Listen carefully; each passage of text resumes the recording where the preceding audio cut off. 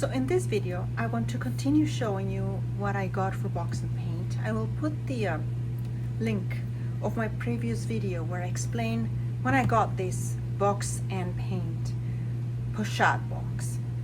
So what I did in the last video, I showed you that you open it, just pulling this, and it opens, has very strong hinges, but they also provide you with a tool to fasten them when they get weaker, these hinges. So this is the setting that I showed. You can look at my previous video for oil painting. What I did was to ask and order the watercolor setup for the box and paint pochade. So you get here their brochure, which you can find all of this information and more in their website.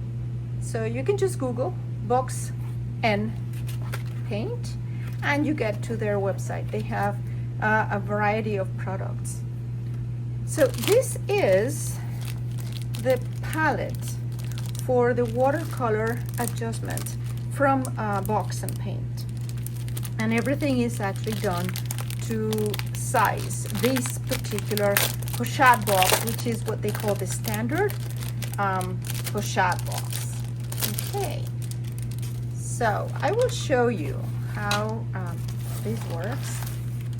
I also ordered, let me see if there's anything else in here. Oh, it's nice. So we have replacements. I'll show you. So the pochade box for the watercolor also has the watercolor box and paint storage for the small pochade, which is the size that I have. So let's open it and see what's in here. It's really nice. I tell you, the packaging shows the care that this company has for their own products. They're very, very well made, and they are sent when they have them ready. Sometimes they take time because they're in production, but I think it was worth for me waiting.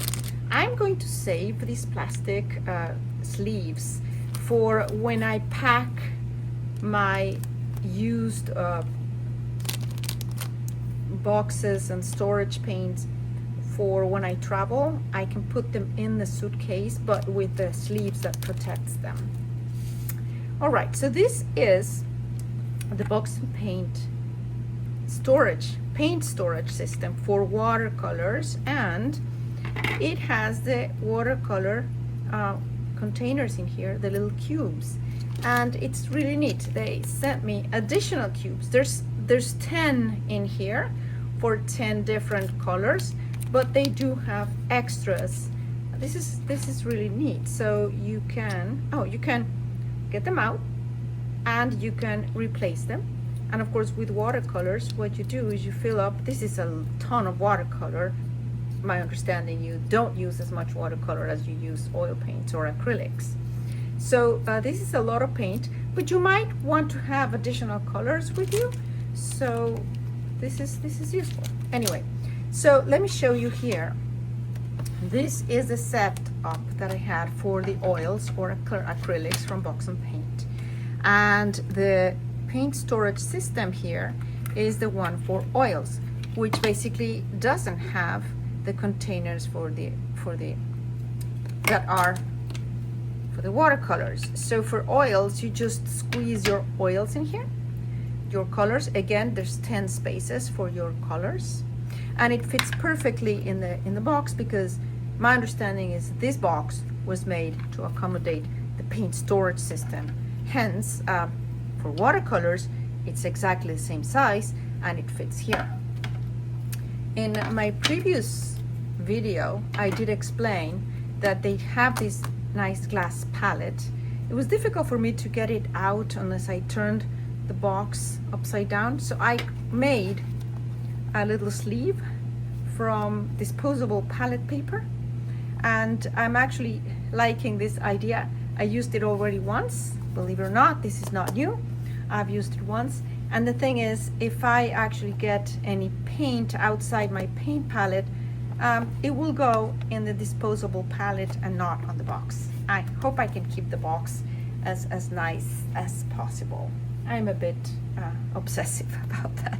Anyway, this is the glass palette for the oils or acrylics. And what they have is the palette for the watercolors that would go here. And then the storage system for the watercolors goes here. And it does fit. I hope it's supposed to fit. Yeah. And you have the cover for the watercolors. So if I want to paint or have the ability to paint both in oils or watercolors while I travel, all I need to do is to have these very lightweight accessories with me, so I can easily decide on one or the other. And the advantage is that having your paints already here for both oils and watercolors, you don't have to bring the tubes.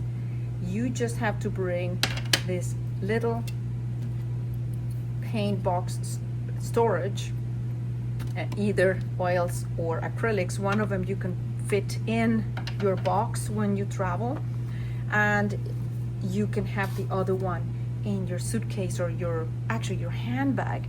It's not very heavy, and all you need to do is bring everything that you need, your surface for painting, your brushes, but your paints go here, and your palette is already here, either the one for oils or the ones for watercolors. You can have your pochette box set up with either of the two media, and it's really very easy to carry and very light.